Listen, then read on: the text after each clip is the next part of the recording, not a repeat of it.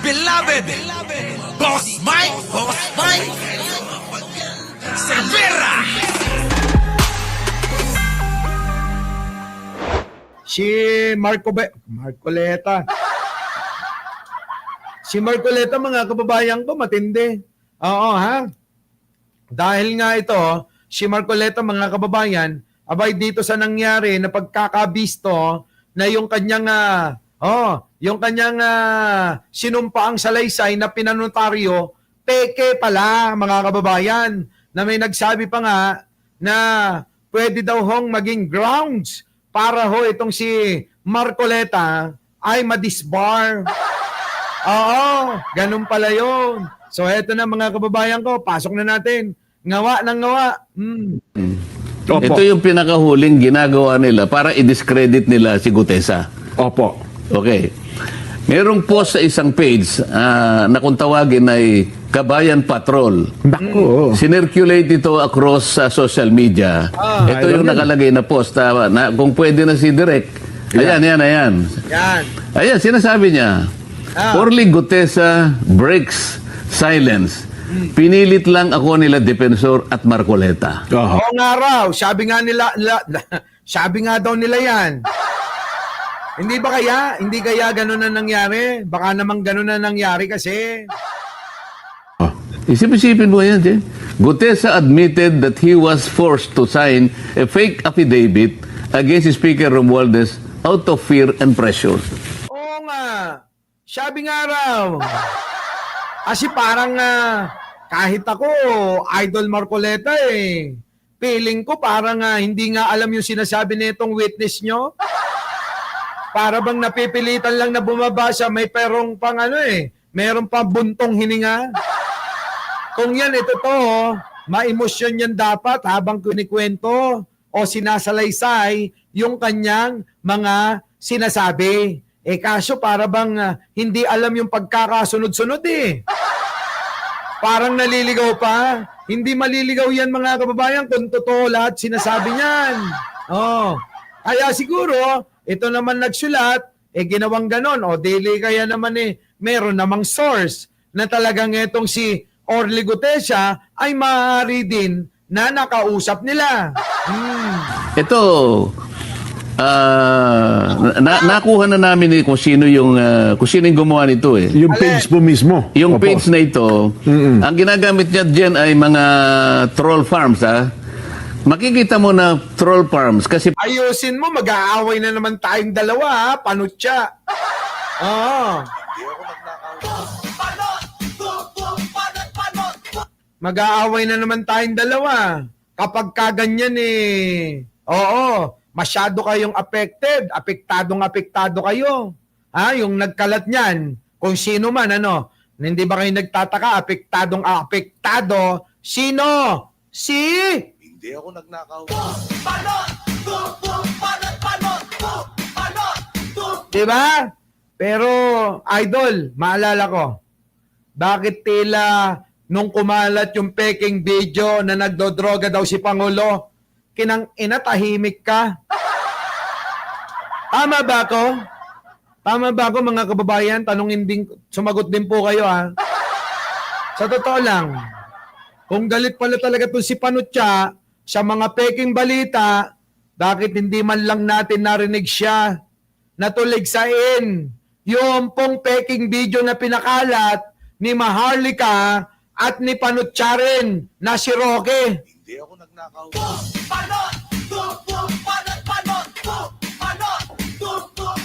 Diba? Kaya anong kabibiliban nyo din Saan? Sa mahilig mameke. Hindi ako nagnakaw. Diba? Huwag nyo nang linlangin yung tao.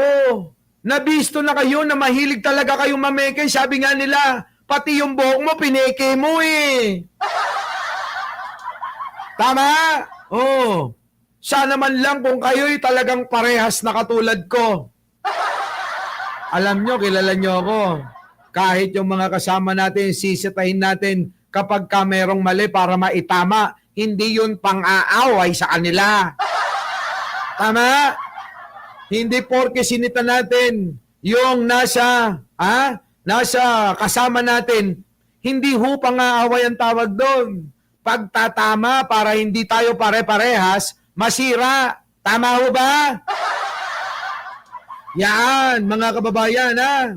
Tuloy. Pinakita nila rito, ang mga accounts ay Vietnamese eh. Ganun po. May Vietnamese accounts, karamihan ha. Oo. So kung nako. halimbawa sa 1,500 Vietnamese at yung Yun naman pala, bakit apektado ka kung Vietnamese naman pala yung mga nanonood sa kanya? Di ba hindi ka na dapat maapektuhan at hindi na kailangan tumayo pa yung buhok mo? Kasi nga, mga Vietnamese nga, mo. So bakit ka naapektuhan ngayon? Boss Mike, hindi na ho tumatayo yung buhok niya. Oo nga pala. Oo, lagi nang ganyan. Di ba? Yun po yun eh. Oh, bakit apektado? Kung Vietnamese pala yung mga nakakabasa at nanonood, nagkokomento. Oh. at yung iba pa Arabic accounts. Oo. Para kunwari, maraming Marami sumusuporta. nag-suporta sa Paano nga pala? Kung wala naman palang nanonood na Pilipino, ano pang ginangal-ngal mo? Di ba? Ngayon, nalaman ng mga Pilipino, hindi mo ba naisip na magkakaroon ng interestong mga ito? Siyempre, tinalakay mo. Ano ba yan? Alam mo naman ng mga Pilipino. Di ba? Ano kaya yun? Oo. Ay, kailangan natin malaman. Puntan natin. Sino ba nag-post niyan? Bakit nga ba apektado si Panutya? Kailangan natin malaman yan. Nako, ano ba sinabi? Di ba? Ganun yun eh. Para bang binuyo niya pa yung mga tao na pumunta talaga doon sa page natin, tokoy niya. Tama? Talaga. comment. Opo. Oo, ha? Ngayon, ibalik nga natin doon para makita natin. Ayan. Kung makikita mo doon, sa bandang ibaba, right Opo, side, opo. nakalagay Kabayan Patrol. Kabayan Patrol. Yes po. So parang ginamit pa yung logo nung TV station, opo, oo. isang TV station para magmukhang totoo. So nakikita nyo ngayon, Kaya nga, kung wala naman pala, bakit apektado ka? Ako nga, pag sinasabihang gwapo, alam ko namang hindi totoo, hindi ko pinapansin ito. Papasalamat pa nga ako no? Sabi ni Alicia Duran, puro sumbong-sumbong si Panutya. Di ba no? Mahilig talaga ito eh. Magsumbong dito sa dalawang kasama rito eh. Oo, ibang klase to si Panutya, mga kababayan. Kala mo, grade 7 siya. kung ano ang kanilang pakay. Opo. Gumagawa ng isang bagay na hindi totoo. Pinilit namin ni Mike Defensor si Gutesa para gumawa ng isang salaysay. Yan. Yan. Teka muna. Oo nga raw. Pero teka muna. Yan ba'y totoo? Hindi. Malalaman natin yan. Darating ang araw. Malalaman natin yan. Hindi maaaring maitago yan. Lumilitaw dyan. O isang bagay na kabaligtaran. Ngayon, anong pakay ng mga... Hindi lang ito dyan, ha? Opo. Kasi kung punta tayo sa pangalawang slide diyan. Yan. May requirements ang Meta kasi Jen, yung Facebook, na bago ka makapag-publish ng ads, kailangan meron kang makikitang meron silang mobile number, no? Yes po. Para magbabayad. Pinacheck ko yung mobile number. Yung mga kababayan talagang nag-aksaya pa ng panahon. Nakakatawa si Marcoleta, mga kababayan. Talagang pinag-aksaya niya pa ng panahon. Sinasabi niya rito at pinipintasan na nga na hindi naman mga Pilipino yung nagko-comment, nanonood, at mga nagla-like, re-react dyan sa post. Bakit ka apektado?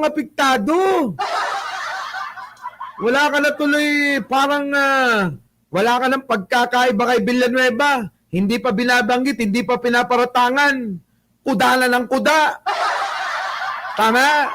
Ay naku, mga kababayan ko, ito nga ang matindi. Yan pong mga ganyan, mga fake news, mga propaganda, sino ho may gawa? Kampo ng mga Duterte, kasama siya. Tama? Tignan nyo ho, mga kababayan. Yung mga comment, Pag tinignan ninyo, walang mga muka. Kung hindi naman, dadalawa mga friend nila. Para bang ang ka-friend niya lang si Marcoleta. Di ba? Kung hindi naman ang friend niya si Sarah. Wala stick. Anong klase yan? Tapos ngayon, ibibintang na naman sa kampo ng natin. Di ba, Karuba? Oh, PBBM lang malakas. Alam mo na. Ganun na nangyayari. Yung pong gawain nila, siya po nilang binibintang sa kanilang mga katunggali. Lalong-lalo na sa ating panig. Huwag ganon. Hindi kayo magtatagumpay sapagkat nakabantay ang taong bayan. Ang mauuto nyo lang yung mga mahihina at mga mangmang. Tama ba? Tama? Oh, nakalak ilok. Ayan, nakalak ang profile, sabi ni Mon Amor. Di ba? Oh. Ito ay nakarehistro sa isang tao na nagngangalang Luis Orbon. Ayan, oh. Luis Orbon. Oo. Okay. So, isa sa pangalawang requirements ng Meta, kailangan meron kang email. So, makikita mo dyan yung email nila. Ayan, oh. Hello at cdgminds.com. Ang ano kasi, Media yung, Minds. yung ang ginagamit nila ay CDG. Yung advertiser is CDG Media Minds. Yes. si Marcoleta, yan nabusisi mo. E di sana, yung peking dokumento ng witness mo, binusisi mo rin, ano? Tama? Tingnan nyo, mahilig magbutingting, magbusisi si Marcoleta. Pagdating doon sa sinumpang salaysay na pinanotaryo ng witness niya, tanga. Hindi man lang, binerify kung totoo o kung pineke sa rekto. Bubu! Diba? Ngayon ka nagaganyan? Kung wala ka namang kapakipakinabang dyan, lahat, marami nang gumagawa, peking page, hindi lang sa kampo nung kani-kanino. Aminin nyo na talagang talamak sa kampo ng mga Duterte ang mga peking tulad ng mga page na ganyan. Diba? Putik na yan. Daig mo pa nagkukuto sa sarili mo, Diba? Si Marcoleta parang kinukutuhan niya yung sarili niyang ulo. Boss Mike, may kuto ba yon? Siyempre, may buhok maaaring meron. Boss Mike, mabubuhay ba ang kuto doon? Ewan ko sa iyo, Alino! Ewan ko! Putik na yan. Ito namang si Anino kung magtanong, mabubuhay daw ba? Sabi ni Anino, mabubuhay daw ba ang kuto? Saan? Sa ulo ni Marcoleta? Bago natin tanungin si Marcoleta, si Roque muna. Si Roque muna tanungin natin. Wala steak na. Grabe talaga. Eto na mga kababayan ko Nakakainis to. Dakdak ng dakdak i-skip na natin yan sige na, tuloy. Ayan, nakikita mo. Ang pangalawa, dapat alam mo. Sabi niya. Ayan, opo, Ayan, dapat nakikita alam mo. niyo yung... Ayan mga kababayan ko, apektado sa mga post ng tao.